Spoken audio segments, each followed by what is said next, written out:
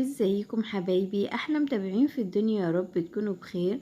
النهارده هنعمل مع بعض صينيه بطاطس جميله جدا صيامي، سهله خالص وبسيطه خالص، هتعجبكم بجد. وقبل ما نبدا بالفيديو، لايك وشير وسبسكرايب وتفعيل زر الجرس ليصلكم كل جديد. ويلا نبدا بالفيديو بتاعنا.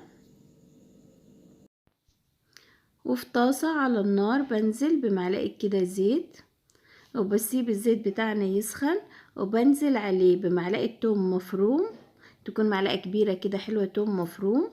وبنزل كده على الزيت بتاعنا وبديله كده تشويحتين، اهو تشويحة كده بسيطة. بعد ما شوحنا التوم زي ما احنا شايفين كده، بنزل عليه بحبتين كده فلفل قرن الغزال. ولو انت مش بتحبي الحاجة الحامية الحراقة، ممكن تنزلي بحبتين فلفل رومي، هيديكي نفس الطعم. بعد كده بشوح الفلفل كده مع الثوم، بجد الريحة جميلة خالص. بعد كده طبعا انا معايا حوالي نص كيلو عصير طماطم.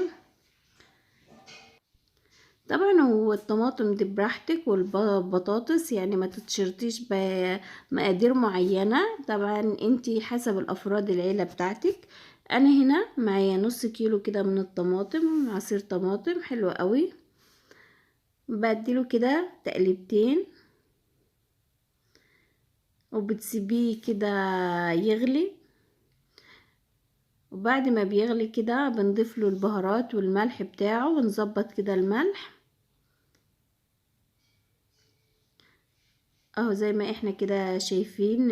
الطماطم بتاعتنا بدأت في الغليان، بنزل بالنص معلقة كده كبيرة من الملح، وعليها مكعب مرقة خضار. طبعا انت لو حابة تستغني عنها عادي براحتك. ورشة كده من الفلفل الاسود، ونص معلقة كزبرة ناشفة، ونص معلقة كده كمون، ونص معلقة بابريكا. وبقلبهم كده كويس اهو. طبعا التوابل دي بصراحة خلت الريحة مش هقولك قد ايه جميلة. وبعد ما يعني اديتهم غلوة تاني، نزلت بنص كوباية كده من المية. طبعا المية علشان لما نسوي البطاطس ما يعني تبقى المية بتاعته مظبوطة. وبسيب المية كمان تغلي اهي زي ما احنا شايفين كده. بعد ما غليت المية، شايفة البطاطس يعني ما تحاوليش انك ترفعيها كده، سمكها حلو قوي.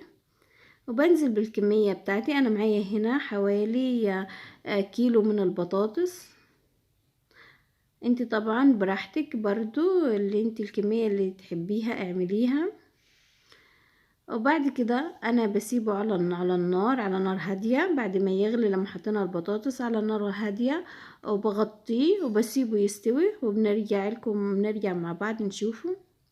شايفة بجد اجمل صينية بطاطس، وطعمها بجد روعة، مش قادرة اقولك طعمها جميل ازاي. شايفة دايبة دوب، بجد صينية في منتهى الجمال. ويا رب يكون الفيديو عجبكم وتكونوا استفدتوا منه. باي باي.